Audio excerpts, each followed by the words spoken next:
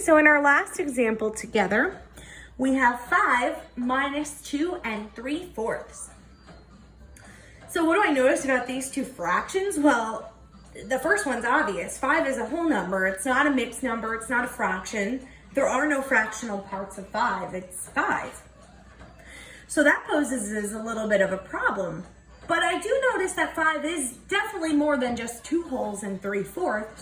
So I do know that I can subtract them, but how? Well, we need to turn 5 into a mixed number. We need to decompose 5 into fractions or fractional parts so we can subtract. So I'm going to start by drawing a model.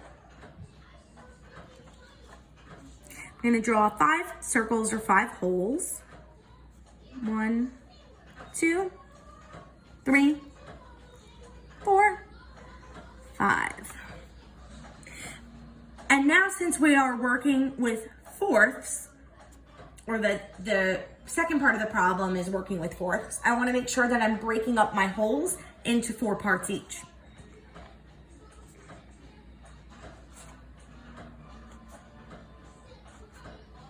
Because I want to be able to have like fractions that's going to allow me to subtract easily. So now I'm representing my 5 holes, 4 circles broken up into 4 parts each.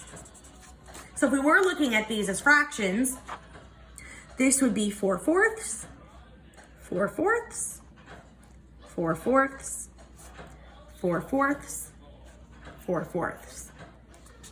And remember, I told you guys, this fraction bar is really like a division sign. So if I divide 4 divided by 4, well, that gives me 1. Any fraction over itself is 1 whole, because that means 4 out of 4 in this case.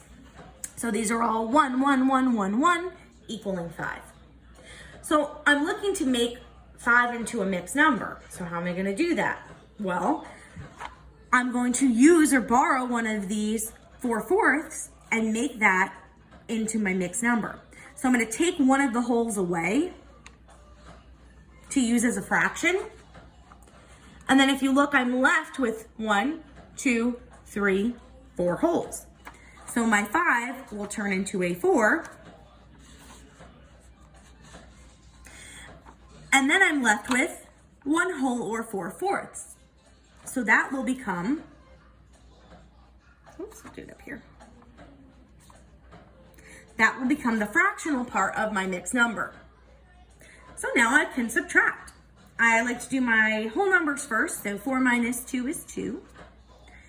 And here, since we have like fractions, we're working with fourths. I'm going to keep my denominator the same. And 4 minus 3 is 1. So 5 minus 2 3/4 is 2 1/4.